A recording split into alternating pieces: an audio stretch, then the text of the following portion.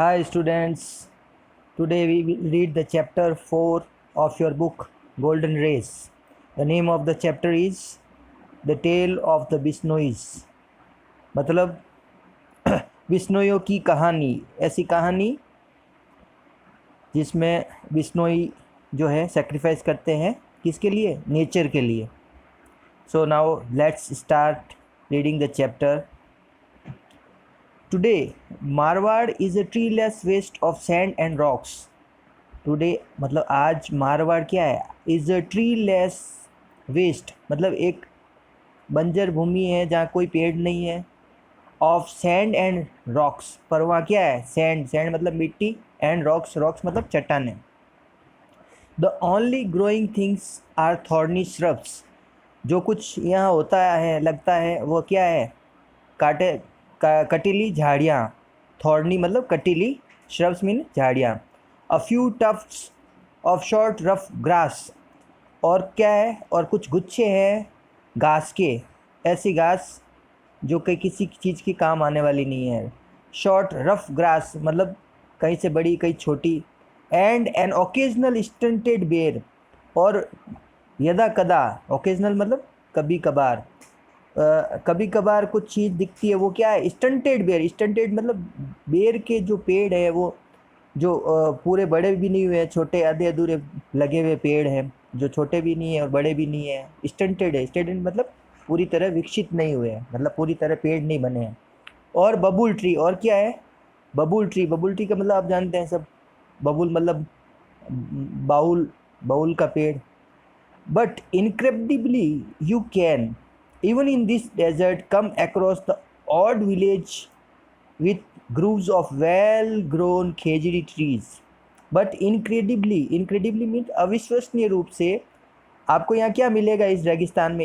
Even in this desert come across the odd village मतलब ये एक अलग विलेज है. ऑड मतलब डिफरेंट, सबसे हटके है. क्यों है? क्योंकि यहाँ क्या है? वेल ग्रोन खेजड़ी ट्रीज मीन्स यहाँ पे कई जो है बड़ी संख्या में ये जो क्या है? खेजड़ी के पेड़ है. खेजड़ी. This cousin of the babul is the kalpa vriksha. ये बबुल की प्रजाति का एक पेड़ है. कज़न मतलब बहुत ही मिलता जुलता उसका स्ट्रक्चर, जेनेटिक स्ट्रक्चर है. इसी कारण इसको खेजड़ी के पेड़ को कल्प वृक्ष भी कहा जाता है. The T that fulfils all wishes. कल्प वृक्ष मतलब ऐसा पेड़ जो सारी इच्छाओं को पूरी करता है. फुलफिल्स मतलब पूरी करता है. विशेज मीन्स इच्छाएं. A full grown camel can enjoy a midday siesta in its shade. ये इसमें लिखा है कि एक फुल ग्रोन कैमल मतलब एक जो बड़ा कैमल जो मतलब पूरा मैच्योर हो चुका है कैमल, वो भी इसकी छाया में जो है मिड डे सिस्टा एंजॉय करता है. Mid day sister means afternoon के टाइम में जो एक नींद की छोटी सी झपकी आती है उसे सिस्टा कहते हैं. वो एंजॉय करता है. सिस्टा कहाँ एंजॉय करता है? खेजड़ी की पेड़ की छाया में, शेड में. मतलब शेड मतलब छाया. Its foliage nourishes goat.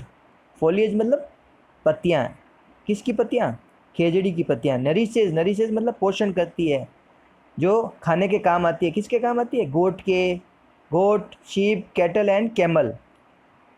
It's pods can be made into a delicious curry. और इसकी फलियाँ हैं, उससे क्या बनती है? डिलीशियस कड़ी मतलब स्वादिष्ट कड़ी. And its thorns guard the farmers fields against marauding animals. और इसके जो कांटे हैं, खेजड़ी के कांटे, वो फार्मर जो खेत में जो बाढ़ होती है, जो कांटे की बाढ़ होती है, जिससे कि जो दूसरे एनिमल्स हैं वो खेत के अंदर नहीं आ सकते. वो बाढ़ किससे बनती है? इसके कांटों से बनती है. तो खेजड़ी के कांटे भी काम आते हैं. मराउडिंग एनिमल्स, वो किससे रक्षा करती है खेत की? मराउडिंग. मराउडिंग मीन्स वो एनिमल्स जो है चोरी छुपे खेत में घुस जाते हैं और फसल ख़राब करते हैं, फसल खा के निकल जाते हैं, इसलिए ये वहाँ पे उसको डिफेंड करता है. Once upon a time the desert of Marwar had not yet conquered the vast territory over which it holds sway today. मतलब एक ऐसा टाइम था जब मारवाड़ का जो रेगिस्तान था वो इतना नहीं फैला हुआ था, इतना उसका कंट्रोल नहीं था जितना कि आज है। रेगिस्तान मतलब उस टाइम इतना रेगिस्तान नहीं था, यहाँ पे काफ़ी पेड़ भी थे। नॉट येट कॉन्क्वर्ड, कॉन्क्वर्ड मतलब किसी चीज़ के ऊपर कंट्रोल कर लेना, किसी चीज़ के ऊपर अधिकार कर लेना। Vast territory, vast territory means बहुत बड़ी क्षेत्र, बहुत बड़ा क्षेत्र। और स्वे, स्वे मीन्स रूल, राज, control. Even though the climate was the same as it is today, उस टाइम भी क्लाइमेट वही था जो आज है। The land was covered by thousands upon thousands of khejris trees, मतलब जो ज़मीन थी, लैंड था, वो कवर्ड था, किससे कवर्ड था? Thousands upon thousands of khejri trees, और हज़ारों के हज़ार जो पेड़ थे वो खेजड़ी के पेड़ थे। देयर वॉज प्लेंटी ऑफ बेर, खेर एंड सांगरी, और यहाँ पे बहुतायत थी किन पेड़ों की? केर, बेर और सांगरी की। प्लेंटी मतलब अधिक मात्रा में। These plains were home to thousands of antelopes, और ये जो रेगिस्तान के जो प्लेन्स हैं वो किसके घर थे? Home to thousands of antelopes. Antelopes मतलब बारहसिंगा, हजारों की संख्या में बारहसिंगा थे यहाँ। और क्या था? ब्लैक बग, ब्लैक मतलब काला हिरण, चिंकारा एंड नील गाय। नील गाय मतलब आप जानते हैं ना?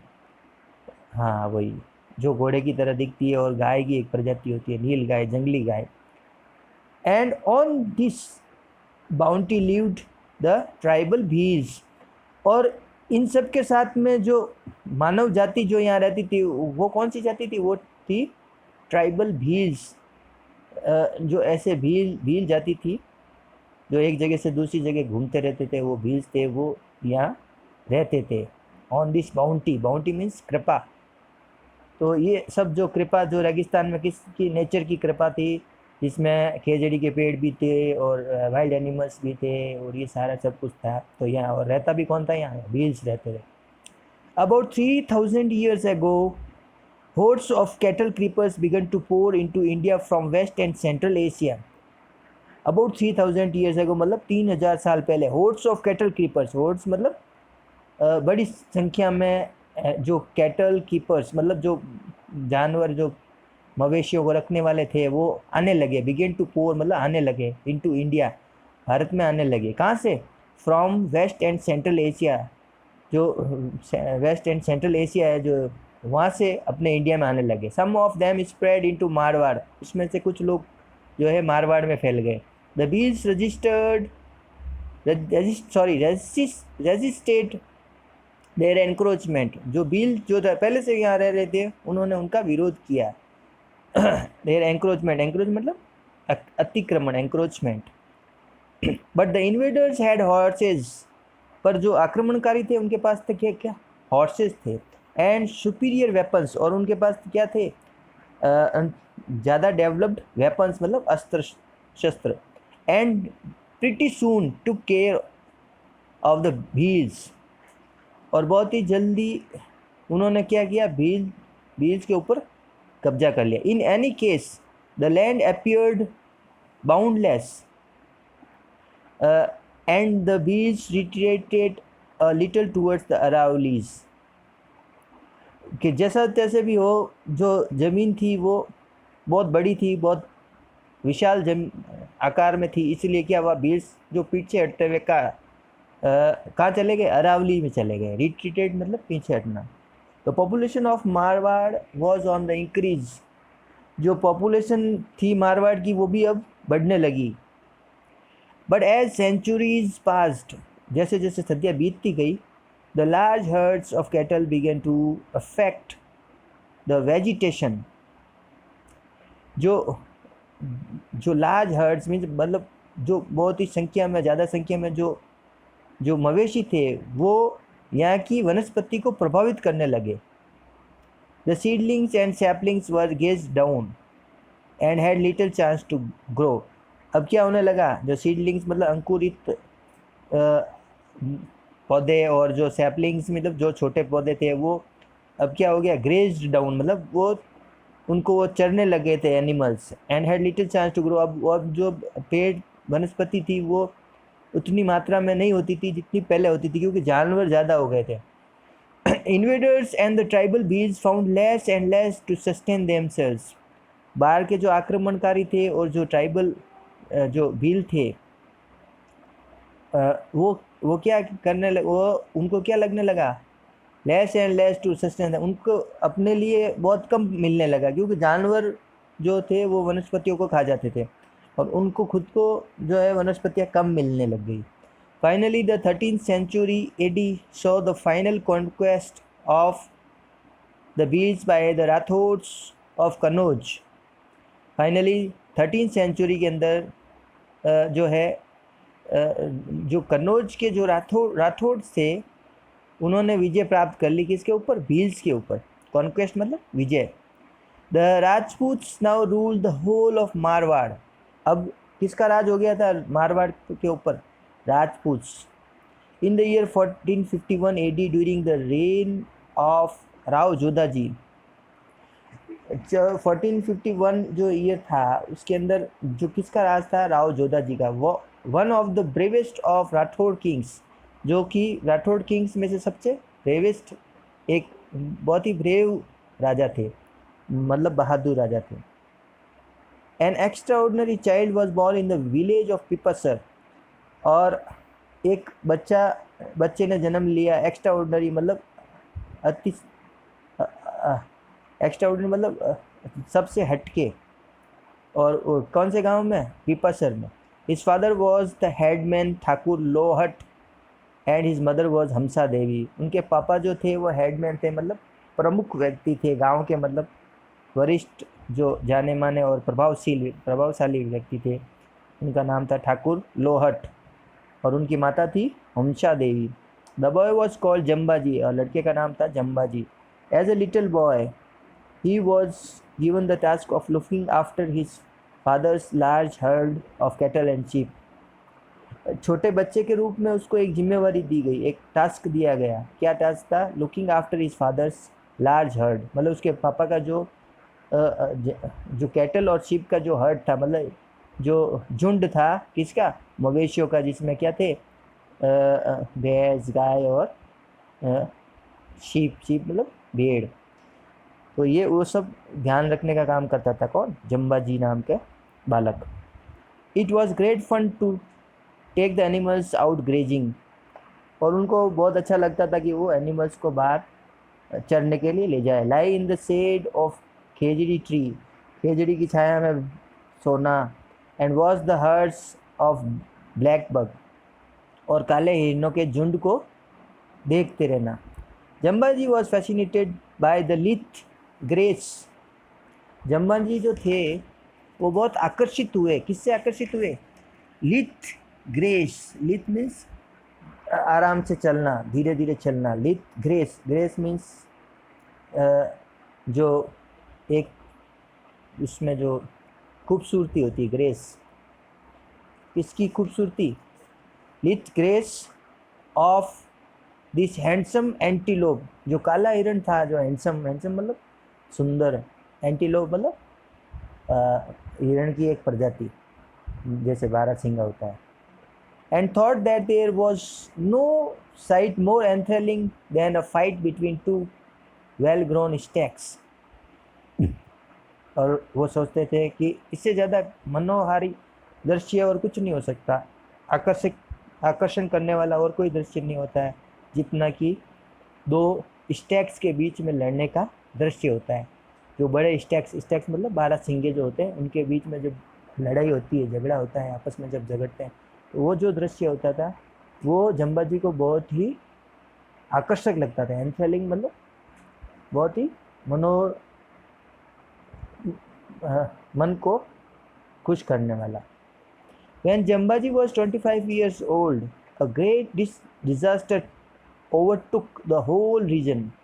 जब जम्बाजी 25 ईयर्स के ओल्ड थे, जब एज क्या थी जम्बाजी की, 25 ईयर्स मतलब 25 साल। अ ग्रेट डिजास्टर मतलब एक विपदा आई, बहुत महान विपदा, और उसने क्या किया, पूरे क्षेत्र पे अपना प्रभाव कर लिया। क्या आपदा थी वो? Let's read.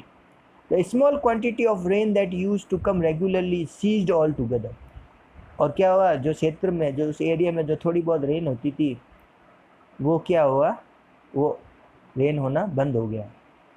मतलब सीज्ड मतलब बंद होना, ऑल टुगेदर मतलब पूर्ण रूप से। The worst sufferers were the cattle. और इसमें जो सबसे ज़्यादा नुकसान किसका हुआ? सफरर्स मतलब जो पीड़ित है, वो थे मवेशी। In the first year of drought, जो अकाल पड़ा उसका जो पहला साल था, उसमें they could eat the bajra straw stored in the houses. जो मवेशियों को जो कुछ खाने को मिला वो क्या था? बचा कुचा बाजरा का घास फूस होता है, चारा होता है, वो घरों में जो स्टोर किया हुआ था वो मिल गया। The second year was very bad. जो सेकेंड ईयर था वो बहुत बुरा था। Second year was very bad. There was not a blade of grass left standing anywhere. और वहाँ एक भी घास का तिनका नहीं बचा था जो कि मैदान में लगा हुआ हो। People hacked at any trees they could find and fed the animals on the leaves. Hacked मतलब काटना, चाकू या धारदार जो अस्त्र होते हैं उनसे, जो वेपन जो बनाए हुए होते हैं काटने के लिए पेड़ पौधे, वो उनसे उसको, जो पेड़ की जो पत्तियाँ थी उनको काट लिया। किसके लिए? ताकि वो जानवरों को खिला सके। But even so there was not enough browse for all the hungry animals. सब कुछ काटने पर भी जो था वो घास था कम था, क्योंकि उनकी जानवर को जो जानवर थे उनको ज़्यादा मात्रा में घास चाहिए था, इसलिए घास भी कम पड़ने लग गया। And the drought continues for 8 consecutive years. और जो अकाल था वो कितने साल तक पड़ा? 8 साल तक, लगातार 8 साल तक अकाल पड़ा। कंसिक्यूटिव ईयर्स मतलब लगातार, एक के बाद एक। The people had hacked and hacked the last bit of foliage from all the trees. जो लोग थे उन्होंने सारी जो वनस्पति थी उसको काट दिया था। मतलब जो भी पीछे बचा हुआ था, जो पत्तियाँ थी, जो झाड़ियाँ थी, उन सबको जो पेड़ों में से जो है काट लिया था। Which finally began to drive up. और जब पत्तियाँ और टहनियाँ काट ली तो फिर पीछे क्या, पेड़ भी सूखने लगे। When the stored grain was exhausted, people ate Khejri pots and the floor of dried bare seeds. जो जब लोगों के पास जो स्टोर्ड ग्रेन है वो ख़त्म होने लगा, एग्जॉस्टेड मतलब फिनिश होने लगा, एंड होने लगा, तो थकने लगा। मतलब एग्जॉस्टेड का एक्चुअल मीनिंग होता है थकना, लेकिन यहाँ इसका मतलब है ख़त्म होना। तो जब ग्रेन्स जो बाजरा जो ख़त्म होने लगा तो लोग क्या खाने लगे? जो है खेजड़ी के पेड़ की जो फलियाँ होती है वो खाने लगे। और क्या खाने लगे? और जो आटा था वो किसका था? बेर के जो गुठली होती है उनका जो आटा होता है वो खाने लगे। When these two was exhausted, और जब वो सब भी ख़त्म हो गया तो फिर क्या हुआ? They tore the bark of the sangri trees and powdered and cooked it. फिर उन्होंने क्या किया? सांगरी के पेड़ जो होते हैं उनकी जो छाल होती है, उसको छाल को निकाल के उसका पाउडर बना के और उसको पकाना चालू कर दिया। They hunted every one of the starving black bucks. और उन्होंने शिकार किया किसका? काले हिरणों का। जो भूखे प्यासे हिरण घूम रहे थे उनका शिकार किया। And finally they abandoned all hope. और आखिर में उन्होंने सब जो आशाएं थी उनको त्याग दिया। अबंडेंड मतलब छोड़ देना, आशा को त्याग देना उनके पास।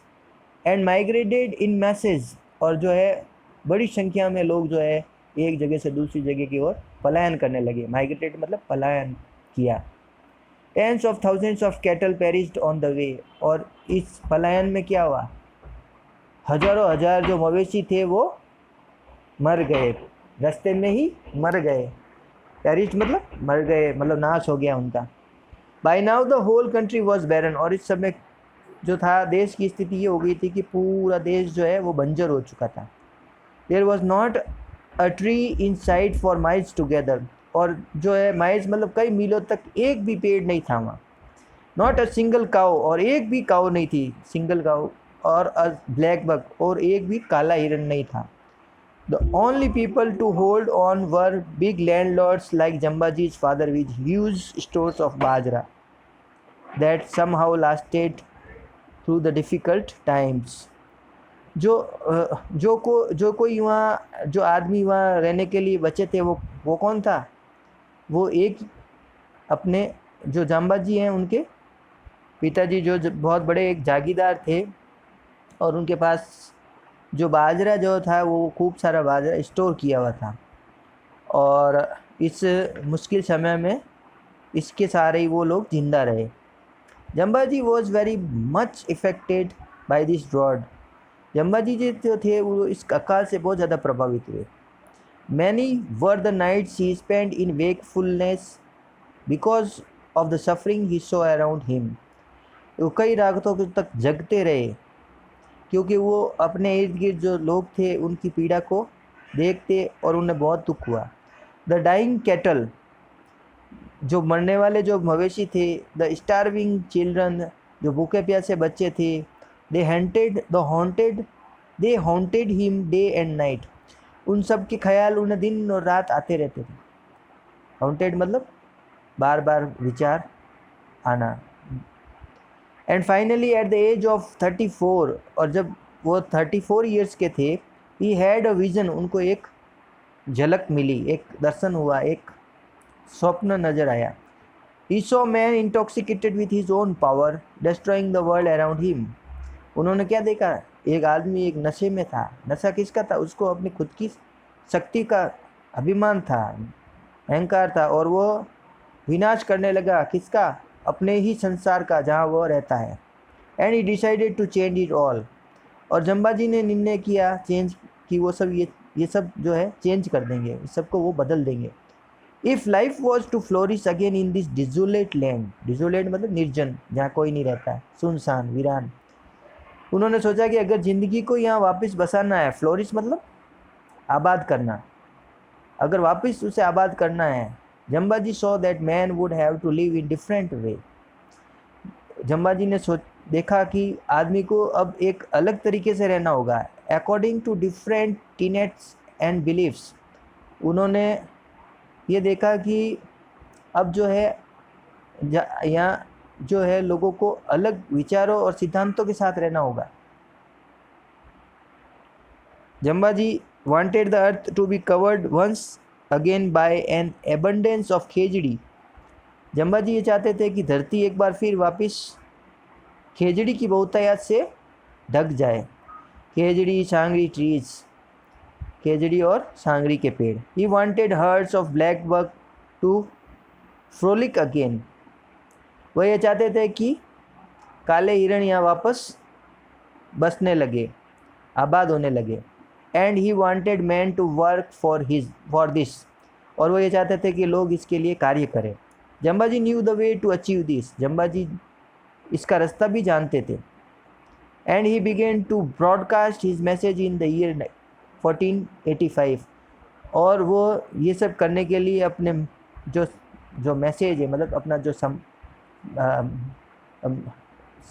समाचार है, जो उसका जो है वो प्रसारण करने लगे, लोगों के बीच में जाके अपनी बात को कहने लगे। His message included 29 basic tenets. उनके मैसेज में 29 बेसिक मूल जो है टीनेट्स थे। टीनेट्स मतलब सिद्धांत थे। इस 2 मेजर कमांडमेंट्स, उसके जो 2 मुख्य सिद्धांत थे, were a prohibition against the cutting down of any green tree और the killing of any animal. वो प्रोहिबिशन मतलब निषेध करते थे। उनके जो सिद्धांत थे वो निषेध करते थे किसे? Cutting down of any green tree मतलब कोई भी हरे वृक्ष को काटने के विरुद्ध थे। And the killing of any animal, और जो किसी भी जानवर को मारने के निषेध को बताते थे। Jambaji's message of humanity and respect for all living things was eagerly accepted. Jambaji का जो मैसेज था, जो मानवता के लिए और जो सभी जीवित जानवरों और जी प्राणियों के लिए जो एक क्या था, वॉज ईगरली एक्सेप्टेड, मतलब वो आतुरता से उसका स्वागत किया गया, मतलब उसको अपनाया गया। His teachings prompted the inhabitants of hundreds of villages to reclothe the earth with its green cover। उनकी जो दर्शन था, उनके जो मतलब उनकी जो टीचिंग्स थी, उनकी जो जो शिक्षा थी, वो जो है सैकड़ों लोगों को, सैकड़ों जो ग्रामीण लोग थे उनको जो है वो ये मजबूर करती थी कि वो अर्थ को वापस हरा बना दे।